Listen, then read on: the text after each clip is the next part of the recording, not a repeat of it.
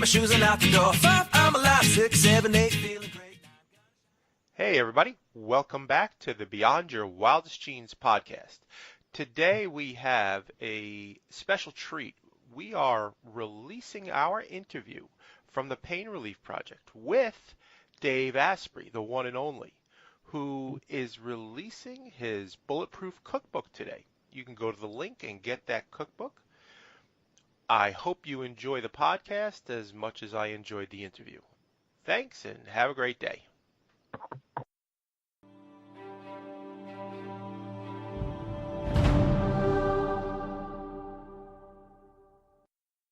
Dave Asprey, founder of Bulletproof Executive, is a Silicon Valley investor and a technology entrepreneur who spent 15 years and over $300,000 to hack his own biology. Dave lost 100 pounds without counting calories or excessive exercise, used techniques to upgrade his brain by more than 20 IQ points, and lowered his biological age while learning to sleep more efficiently in less time. Learning to do these seemingly impossible things transformed him into a better entrepreneur, a better husband, and a better father. From brain EEG facilities hidden in a Canadian forest to remote monasteries in Tibet, from Silicon Valley to the Andes, Dave's used hacking techniques and tried everything on himself, obsessively focused on discovering the answers to this one persistent question. What are the simplest things you can do to be better at everything? What emerged is the idea of being bulletproof, the state of high performance where you take control of and improve your biochemistry, your body, and your mind so they work in unison, helping you execute at levels far beyond what you'd expect without burning out, getting sick, or allowing stress to control your decisions. It used to take a lifetime to radically rewire the human body and mind this way, if you were lucky enough to even know it was possible. Technology has changed the rules. Dave founded the Bulletproof Executive to make these breakthroughs and the body and brain you deserve easily available to you in your everyday life. Dave's new book, The Bulletproof Diet, is being released December 2nd, 2014. Hey everybody, welcome back to the Pain Relief Project. This is Dr. Mike Akinfora, and today I have with me Dave Asprey. Dave, how are you? I am doing really well, and I'm excited to be on. Thanks so much. Could you tell everyone, our audience today, about your journey, how you got started in this realm? When I was a young man, I was pretty darned unhealthy. I was on antibiotics just about every month for 15 years, had arthritis in my knees when I was 14, and I was obese. By the time I hit my mid-20s, I weighed 300 pounds, and I worked out 6 days a week, an hour and a half a day in order to lose the weight. I just got really focused. And what happened was that I got strong and I stayed fat. And I realized one day that I ate less than all of my thin friends and I worked out more than them. And that what I was doing with so much energy and intensity didn't actually work. And I started looking at the data and experimenting with what did work. And over the course of 15 years, I ended up spending about $300,000 basically rewiring my biology. I've increased my IQ. I've lost 100 pounds. I run an anti-aging nonprofit education group that's been around for 20 years in Silicon Valley called the Silicon Valley Health Institute. And about 3 years ago, I started writing down what I did on my blog just to share it with other people because I realized it's not fair that I had an early career win that let me spend enough money to not only get well, but to actually upgrade my performance above what I think it would have been. Like I feel better now and I perform better now and I'm calmer and more focused than I've ever been in my life. And I didn't even know this was possible. So I thought maybe a few other people would like to learn about how to hack the human body. And it turns out that a couple million people wanted to learn about it, not just the few hundred I thought I might help. Awesome. As a former heavy person myself and doing the same things that you're talking about, having lost over 100 pounds, I really want to thank you for the work that you're doing because I adhere to many of your, if not all of your principles that you talk about. So you decided that there were a couple of folks that you could help and you decided to do what everybody says not to do is you decided to write a book. It's kind of funny. I didn't really even decide to write a book. I just decided to give away all of this knowledge for free on the Bulletproof blog, and then to do the same thing I'd done in the nonprofit world, just to talk to the world's smartest people who are doing interesting stuff that no one's ever heard of, but stuff that you can feel the difference. So I experiment extensively on myself, and I try things out, and I learn how they work. And then I talk to the experts about why they might work, or why we think they work, or maybe why they don't work. And that process brought me to the point where I had enough knowledge for a book, and I was sort of thinking, I'll just put this on the website. And a friend now named Rick Rubin, who's a music producer, reached out and said, actually, I know a few publishers, like we should help this happen. And another friend, JJ Virgin, who is really good at working on the impact of sugar, same thing, the two of them connected me with the right people. And all of a sudden I'm like, wow, I guess I am going to do the Bulletproof Diet book. And I'm honored that Rodale signed up with me. And in fact, the Bulletproof Diet's on the cover of Men's Health this month. And wow, this is amazing. And it's amazing because it works, and because there's tens of thousands of people who talk about it online, talking about these amazing results. So I know it worked for me. I know the science behind it. I've done the research, and it's been used by enough people who didn't just do it to lose weight. They did it because they wanted to feel amazing all the time. They wanted that high performance state where you're super resilient and you have the energy to bring it all the time. And that's what I always wanted. I just wanted my brain to always work, and I wanted to look okay in a t-shirt. I'm married. I have kids. Like I don't need to look like a superhero, although I wouldn't mind it. I'm just not willing to work out 20 hours a week to do it. And that's one of the things that you always talk about. The weight loss is really secondary. It's more so of performing at that high state that you were going after. And in fact, losing weight is relatively simple. There's a tried and true way to lose weight, and it always works. It's called a famine, and it works better if there's a tiger chasing you during the famine. Like if you eat few enough calories and you exercise enough, you'll usually lose weight. I didn't, and I actually know some of the reasons why that have to do with environmental and genetics and all this stuff. The problem is that in the process of putting your body under so much stress, you break your brain, you break your hormones, you break your thyroid, and you create a miserable, low-performance life, but you might look pretty good for a brief period before you gain the weight back. So there is some truth to that idea that says it's possible to starve yourself thin. It's just a really bad idea because you won't like your life. Absolutely. And when I have a couple of friends that are in the movie industry, and when you talk to them and you say, my God, they look so amazing, they'll tell you that they were absolutely, positively miserable. It's pretty well documented now what people are doing, especially in the last 5 or so years. The look for guys is this incredibly just lean, like a thin layer of skin over muscle and veins. In order to do that, they're getting dehydrated on purpose, and they're doing bodybuilder style cuts, and they look amazing, but they feel like crap.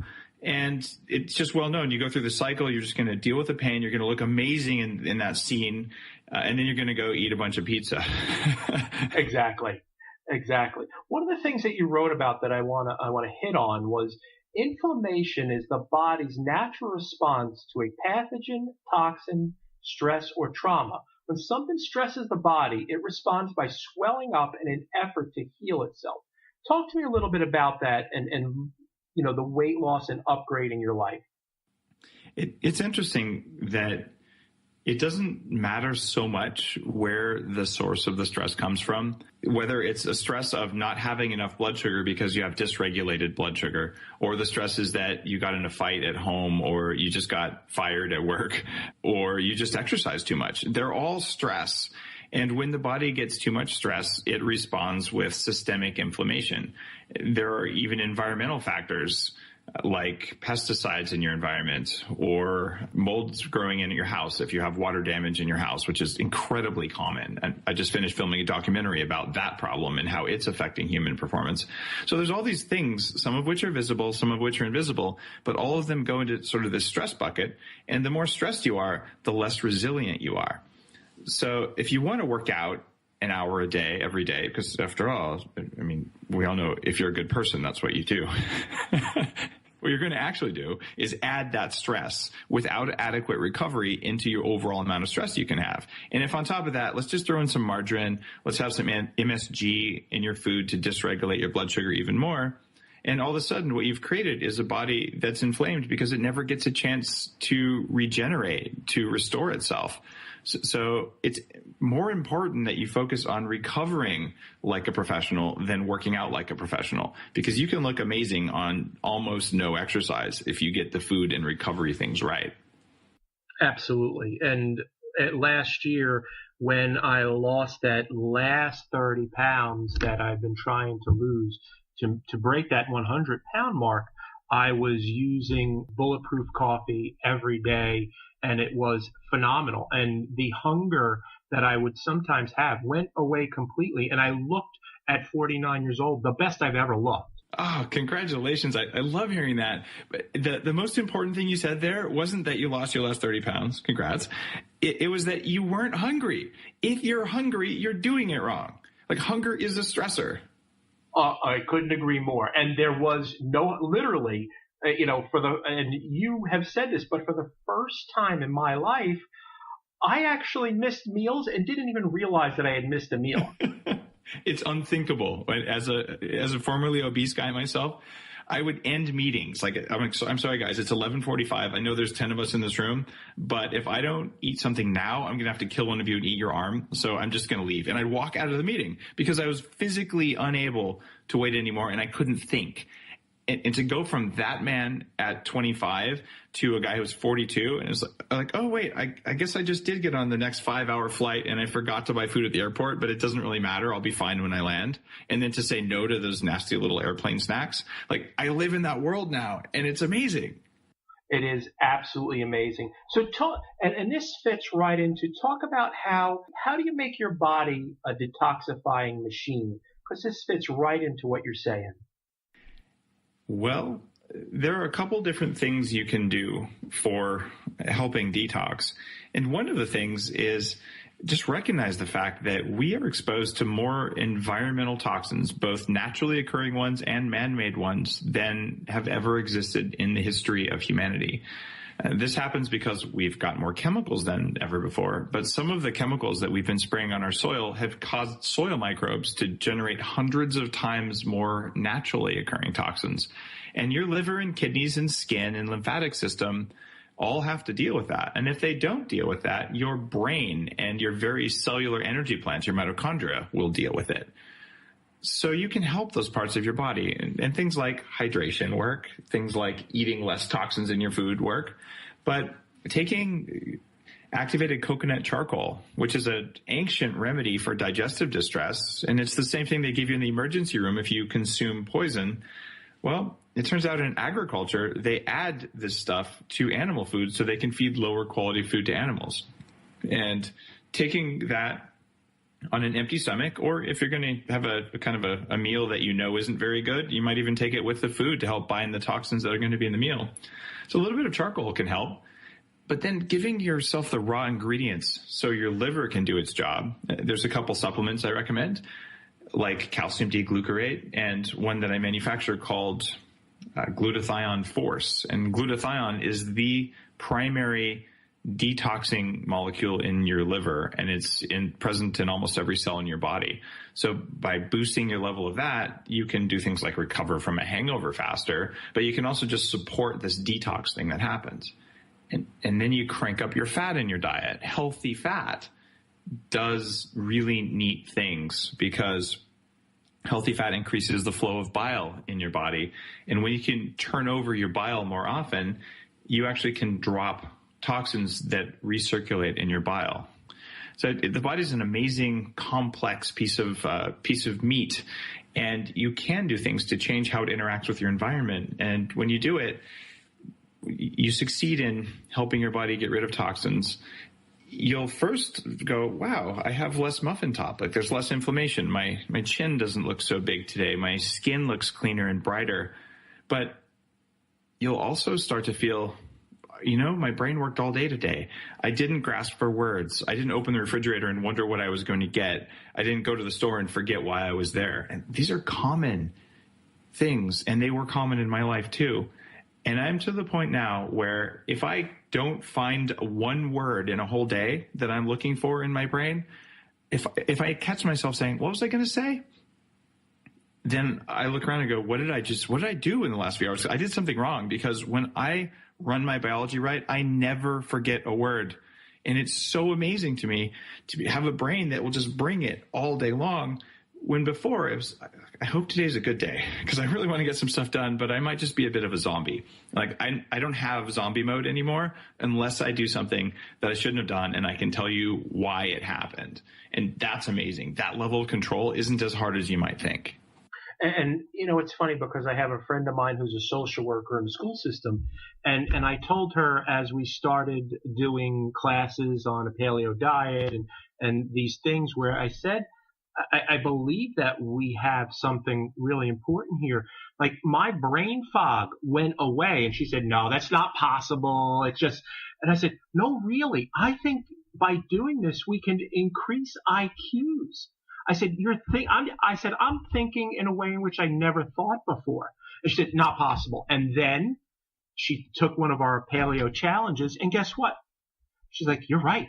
This is amazing. I feel amazing. I'm thinking like, this is it. We've got to roll this out. We can really help humanity in what we're seeing today in doing this. We can. And there's a couple of things that aren't readily apparent.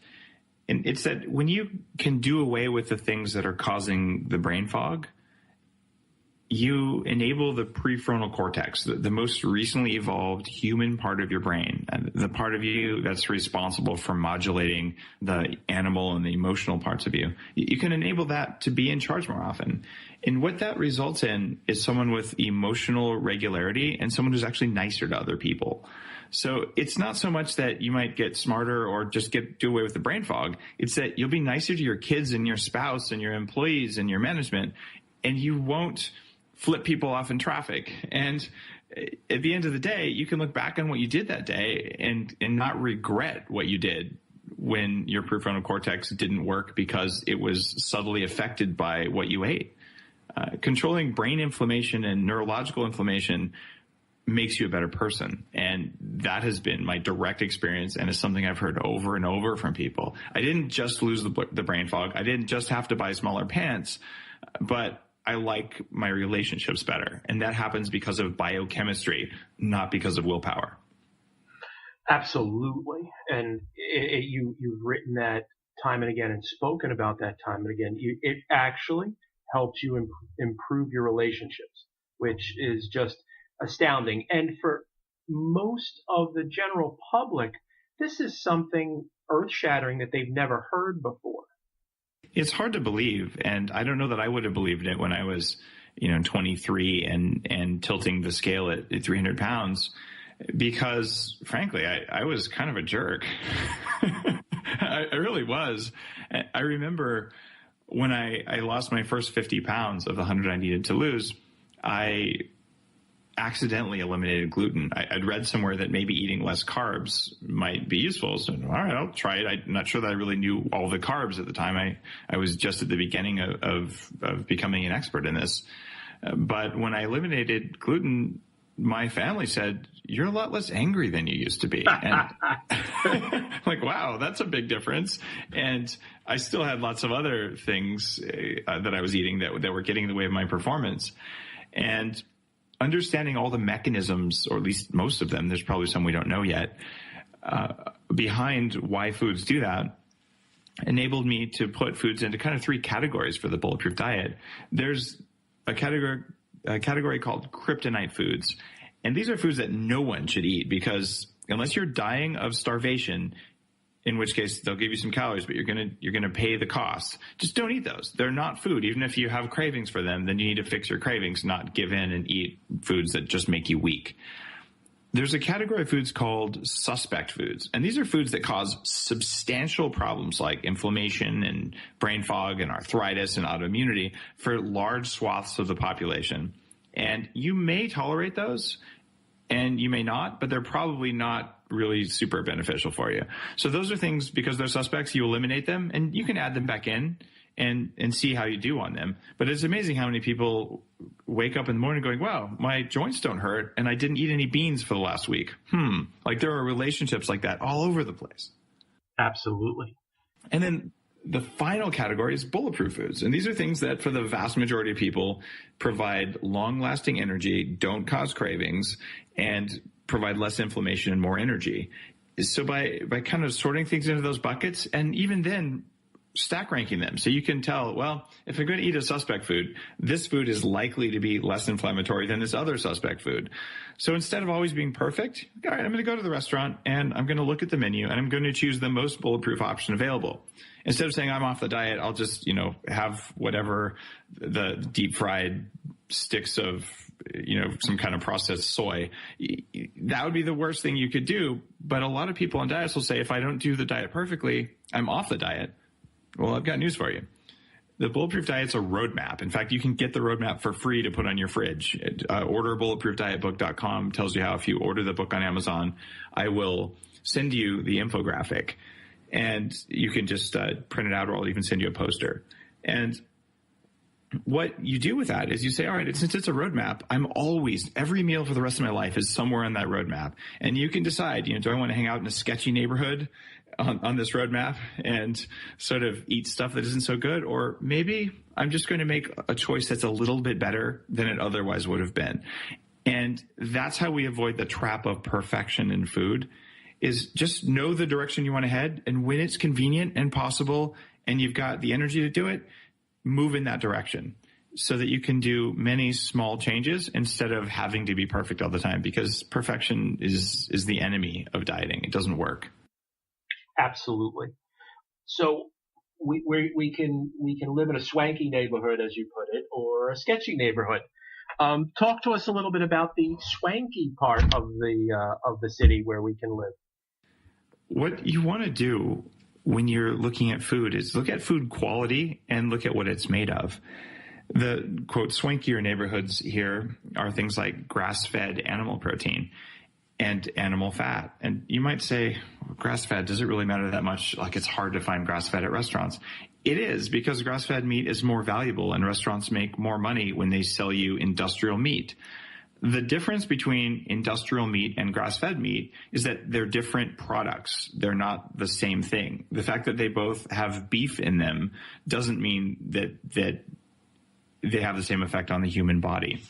You will get a ton of inflammatory compounds that are in corn and grain-fed animals, as well as antibiotic residues, hormones, including extra stress hormones, and synthetic estrogen that's added to make the animals get marbled fat in their muscle. It seems kind of obvious when you think about it, but if you eat an animal that's full of artificially induced marbled fat, the chemicals that cause that fat marbling might do the same thing to you. And my goal is not to have corn-fed marbled fat. I would like to have lean muscle.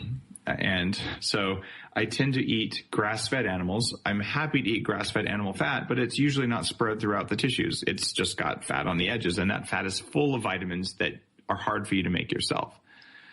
So we're eating like our ancestors did, but we're being mindful of the fact that the food industry has done things to food. We can avoid that. And we're also being mindful of the fact that some products are different than we might have had as cavemen. For instance, butter, which is a huge part of the Bulletproof Diet. Butter from grass-fed cows has very healthy, important fats and fat-based nutrients in it, but it doesn't have all the protein and sugar that's in most milk products. Milk protein tends to be inflammatory. In fact, people don't know this, but when you put half and half or milk or even cream into your coffee, the protein that's in it binds to the antioxidants in your coffee, and you don't get the benefit of it. When you use cultured grass-fed butter or even clarified butter called ghee, when you blend that into your coffee instead of milk, you can get about 340% more antioxidants being bioavailable from that same cup of coffee. So you can either make the coffee less valuable for your body by adding milk, or you can make it more valuable for your body by adding butter. All right, so people just fell over because you told them to put butter in their coffee. You're going to have to explain that a little more and the origins for Bulletproof Coffee. You got it. Bulletproof Coffee is a recipe that's carefully controlled, and I tested this thousands of times to get it to where it is. It requires three things, and I'll tell you how we arrived at this after I tell you what the three of them are. The first thing is coffee that's brewed using coffee beans that are free of mold toxins. Much of the world has government standards in place for the amount of toxin from mold that occurs naturally on coffee. North America, we don't have those standards. So some of the world's worst coffee comes into North America, and there aren't standards that require it to be tested.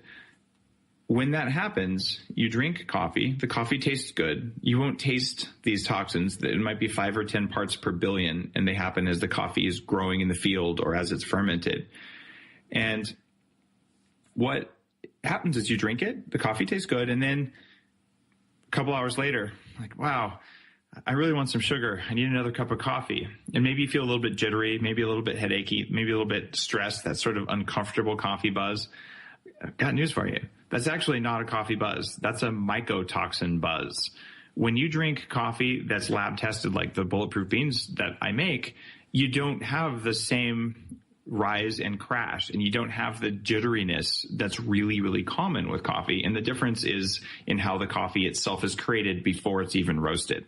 So step one, mold-free coffee beans. Step two, butter from grass-fed cows. Commonly available in the U.S., you can get it at most grocery stores. Kerrygold Irish butter, the unsalted flavor, is the most common one. But if you can get it from a local farmer's market, you're doing even better.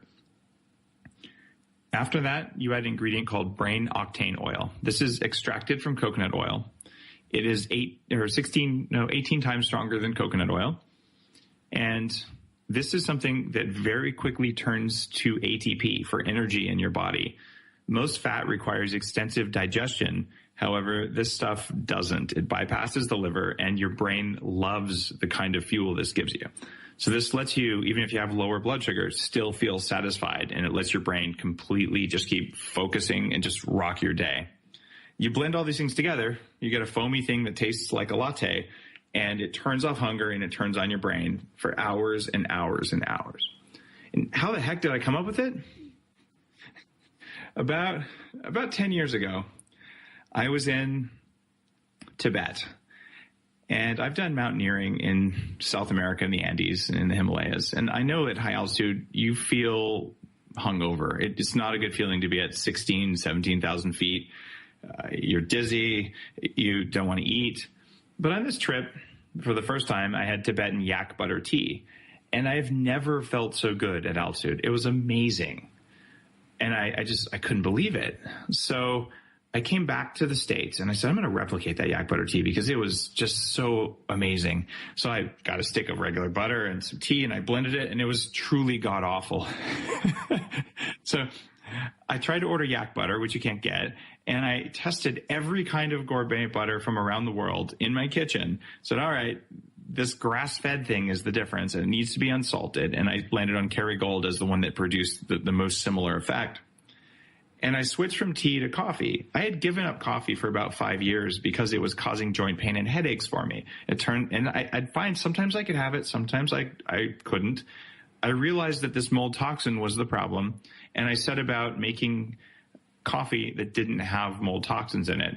I would buy coffee, and then I'd throw it away because it was moldy. And I realized there was an algorithm to find coffee that was more likely to be clean. And when I identified all the variables, I started lab testing coffee. And that's how the Bulletproof coffee beans came about. I figured maybe there's a few hundred people who would really like this exceptionally clean coffee. More than a few hundred wanted it because they feel the lack of jitter, the lack of crash. And in the Bulletproof Diet book, that is now available for pre-order on Amazon, wink, wink, I actually published the research.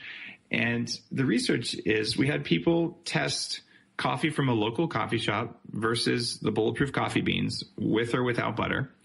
And what we found is that on 6 of 7 measures of executive function, there's a statistically significant improvement when they're using mold-free coffee beans.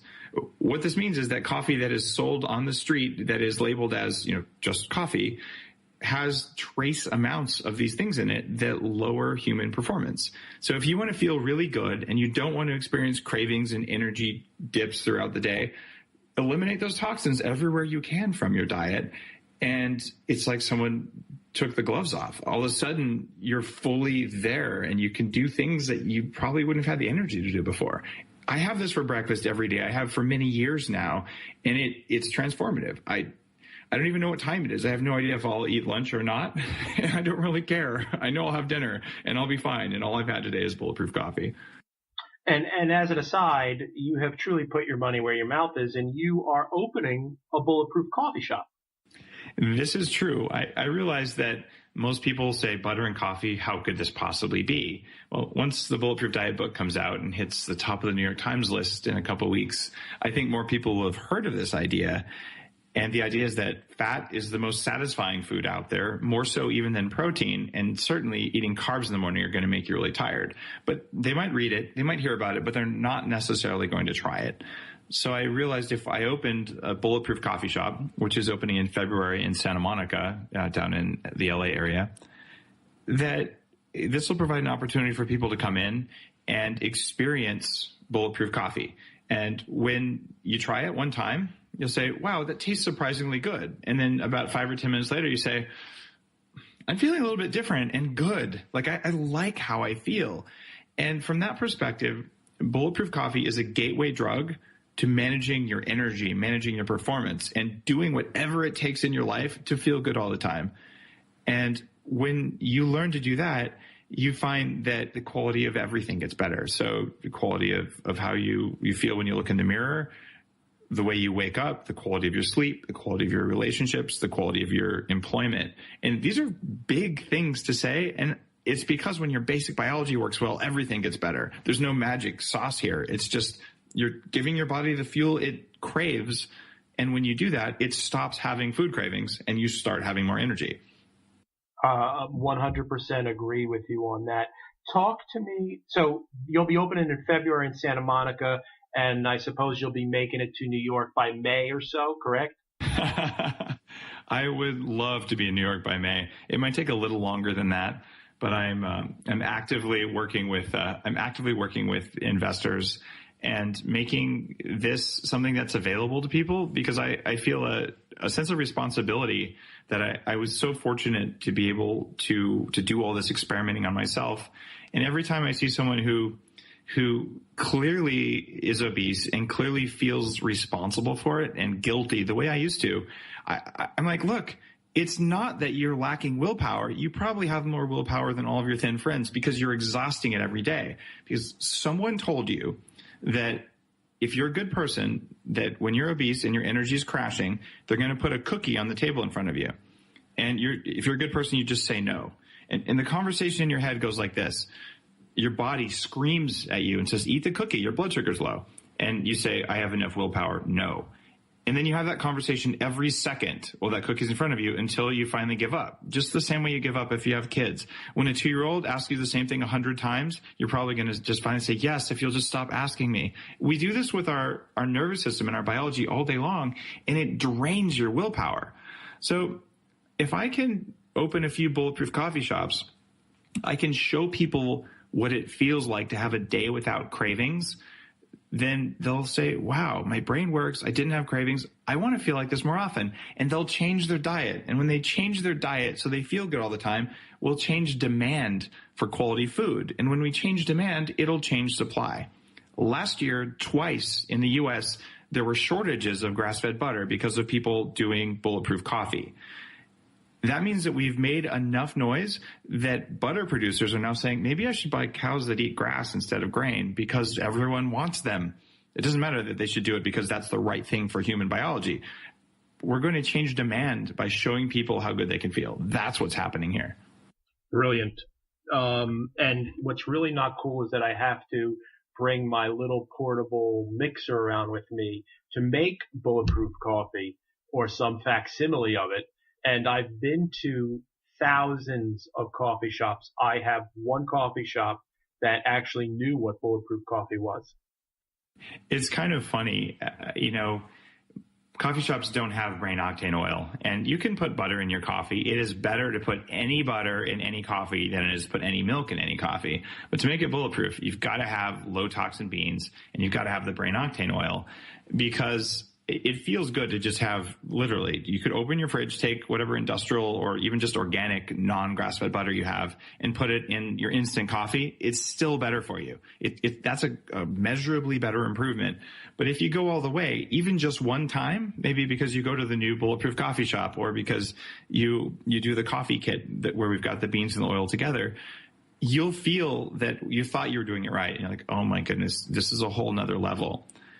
And I imagine there may be a day, 10 years from now or something, where brain octane oil is in coffee shops because people just don't want to drink coffee without the extra energy that comes when you do it this way. Absolutely. So talk to me, the other part of this breakfast, as we'll call it, bulletproof intermittent fasting, because this was nirvana for me. Well, intermittent fasting is a relatively new kind of extreme technique.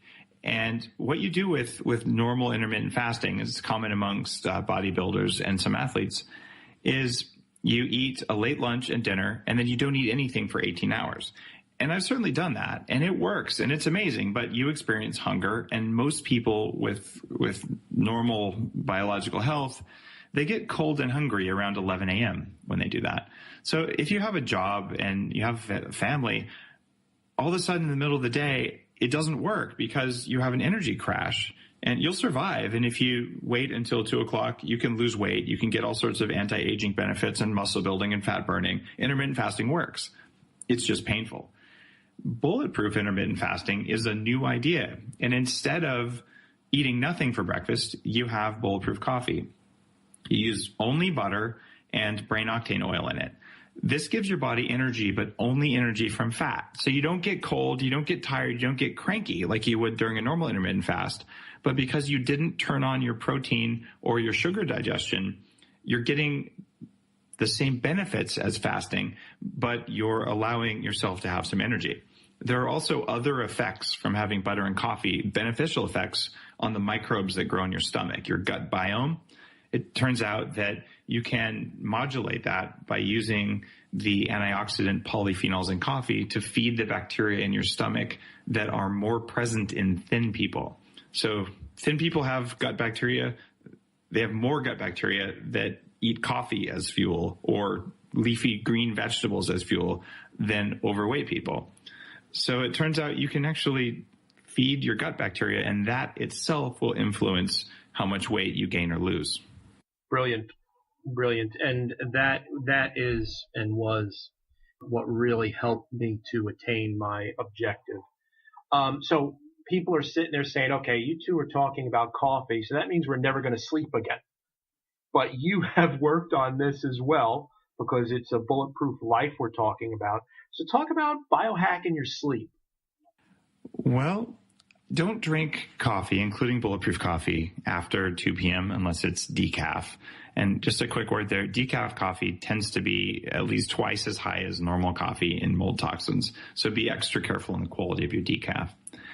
But it's not just about avoiding coffee. It turns out that your food and a whole bunch of other things you can do in the environment around you dramatically affect your sleep. It's also been shown recently that this idea that everyone needs 8 hours of sleep is a fantasy. Healthy people need less sleep than unhealthy people. People with more energy are better at doing one of the things you do during sleep, which is to change the fluid inside your brain. This is something called the glymphatic system. So by increasing your energy levels and doing that through proper fuel, not through stimulants like caffeine, and then decreasing your toxic burden and increasing your health, you actually feel rested on less sleep, which is amazing. So before bed, some people do best on nothing, but many people can either do one of these two things. One is raw honey, maybe a tablespoon, a couple teaspoons of raw honey before bed. And I'm generally recommending that people avoid fructose and sugar and keep their fructose levels down. This is a relatively small dose. And what it can do is it can give your brain stable glucose for about 6 or maybe even 7 or 8 hours. And if one of the things that makes you wake up at night is a blood sugar crash, this can even things out. Other people do really, really well on collagen protein. Collagen should come from grass-fed cows and should be low-temperature processed. And I manufacture collagen like that. The amazing thing about collagen is that some people, just that little protein boost makes them sleep all night long. And just about everyone, a little bit of fat before sleep, same thing. It's just about having energy when you're sleeping. Not too much energy, not a full stomach. And honey, if it's raw, gets digested very quickly. Hydrolyzed collagen protein, the pre-digested enzymatically processed protein, is pre-digested before you put it in your mouth, so your body absorbs it very quickly. And if you're using MCT or XCT oil or brain octane oil, these extracts of coconut oil that don't get processed by the liver, they also get absorbed very quickly. So you're giving yourself a little boost of energy before sleep that your body can use for the process of repair and restoration when you're sleeping. That's pretty amazing. And I do that before I go to sleep. And the difference for me is that I wake up feeling refreshed in less time. I also recommend that you check out my writing on sleep hacking, because we don't have enough time to go through all of that on this interview, but you can change your sleep environment dramatically, make your room darker, change the temperature. Little things like that can transform the quality of your night. I agree with you completely on that. I always before I go to bed, either take the coconut oil, your brain octane, or your MCT oil, and that is dramatic. One hack that I wanted to hit upon was the use of blue blocker glasses. Could you just talk a little bit about that, Dave? This is one of my favorite hacks. If you expose your eyes to white light or blue spectrum light, which is present in white light, it takes 4 hours before your body will turn on your melatonin production. And melatonin is your sleep hormone. Melatonin has anti-cancer effects. You want to have adequate melatonin for sleep quality. So that's kind of interesting, because that means it's staring at your iPhone or going into the bathroom to brush your teeth with the lights on. That is going to ruin your sleep quality. So the solution to this is prevent blue light from entering your eyes. You can use blue blocker glasses like that, and you'll see people wearing amber colored, kind of orangish lenses at night, especially in airports and all. I wear mine on airplanes if I want to avoid jet lag when I'm traveling across the country or to the other side of the planet. Basically, controlling blue light exposure matters. At home, my kids sleep all night, every night. They sleep in dark bedrooms. And at night, we have dimmer switches and we have night lights that are amber instead of red. The rooms are dark, but the bathroom has amber lights with no blue. So they can wake up, they go to the bathroom, they go back to sleep. If they went to the bathroom, turned on bright lights, they would be unable to go back to sleep as effectively. And then my quality of life would go down because my kids' sleep wasn't good either. Mm-hmm. I had 5 years of that for a non-sleeper. It was not fun. And it is no coincidence that I was at the heaviest of my weight, which was somewhere a little over the 300-pound mark. So once she started sleeping better, it dramatically improved my health, no doubt. And you said, what was the light again that you were saying that's in the bathroom? It's an amber light. So you can get LED lights. They look kind of like bug lights, but they're the best colors are either red or kind of the yellowish amber because they have no blue in them. On the Bulletproof website, I carry the night lights. They're just little ones with their own little switch. They're bright enough that you could even read by one if you wanted to, but they don't disrupt your circadian rhythm. And it's just so important, especially if you have kids. But if you don't have kids and you're overweight, you should be sleeping in a dark room and not having bright lights at night because they will contribute to your obesity. Absolutely. So the last thing that I'd like to get into is when you were talking about working out less but actually gaining more muscle. Now, it's obvious to me that this is part of a bulletproof life, But talk to me. So we're not going to do 3 hours of cardio in the gym? I work out at most 15 minutes a week. And I've interviewed a few times Dr. Doug McGuff, who's one of the leaders in the thinking behind that. He wrote Body by Science. And it's remarkable. Doing one high-intensity workout for 15 minutes, lifting heavy things like squats and push-ups and things like that.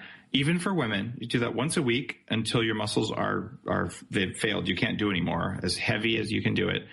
And then do nothing for the rest of the week, or just go for walks, but nothing at high intensity. And after 3 or 4 days, you see the difference in your fat and in your muscle. You put on muscle, and it works better than working out 20 minutes a day every day, way better, or even an hour a day every day. So this idea that working out all the time makes you stronger, well, not quite. Recovering all the time makes you stronger. Small stimulus, big recovery, that is a very big time saver, and it frees up energy too. Absolutely. This has been amazing for me to sit down and talk to you about this. Tell the audience where they can find your work. What's going on? You can always check out the blog, and the content there is free. It's bulletproofexec.com, like Bulletproof Executive. My book, The Bulletproof Diet, is available on Amazon and at Barnes & Noble. If you order it now and you send your receipt to me, the instructions are at orderbulletproofdietbook.com. Then I'll send you 9 different free pieces of content. You'll get a copy of the Bulletproof Diet Roadmap for your fridge. And it's just a way of saying thanks to people who order the book online. And all you have to do is forward an email receipt. It's a quick and painless process. So do check that out, orderbulletproofdietbook.com. Brilliant. Well, Dave, thanks so much for being on the Pain Relief Project. It was an honor to have you on. I really enjoyed our time together. Thanks so much, and have a great day, everybody.